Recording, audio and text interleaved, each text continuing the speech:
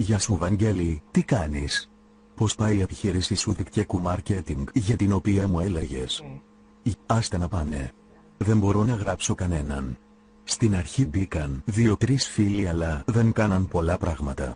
Μετά έγραψα τη γιαγιά και τον παππού μου σε διαφορετικούς οδικούς, έτσι για να φαινόμαστε πολλοί.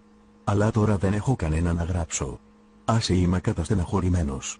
Δεν ξέρω τι να κάνω. Όχι ρε γαμώτο. Εσύ ήσουν τόσο χαρούμενος με αυτό που ξεκίναγες. Δεν αντέχω να σε βλέπω έτσι. Θα υπάρχει κάποια λύση βρε αδερφέ? Μην απελπίζεσαι, κάτι θα σκεφτούμε. Σκέφτηκα κάτι. Μήπως θες να γραφτείς εσύ? Περνάμε υπέροχα στο δίκτυο. Βγάζεις λεφτά ξεκούραστα χωρίς άγχος.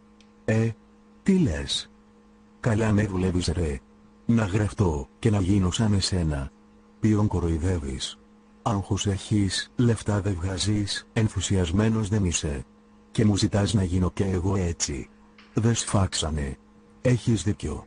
Συγγνώμη. Δεν ξέρω τι με έπιασε. Ώρες δεν με αναγνωρίζω. Με είχε καταβάλει το άγχος να βρω υποψηφίους.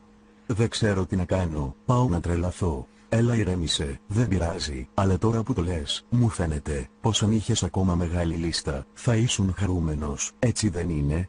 Αν είχες άπειρο κόσμο στον οποίο είχες να μιλήσεις, θα γινόσουν σίγουρα πετυχημένος. Σωστά? Αν είναι έτσι, μήπως μπορεί να σου δώσουν λύση τα εργαλεία του Internet Marketing? Για βάλε τα στοιχεία σου και πάμε μέσα να δούμε τι γίνεται. Δηλαδή, συμπληρώνοντας τα στοιχεία μου, θα μάθω πώς μπορώ να χρησιμοποιήσω το ίντερνετ για να βρω όσους υποψηφίους θέλω. Μακάρι να είναι έτσι βρε βρασίδα μου. Πάμε γρήγορα να ακούσουμε.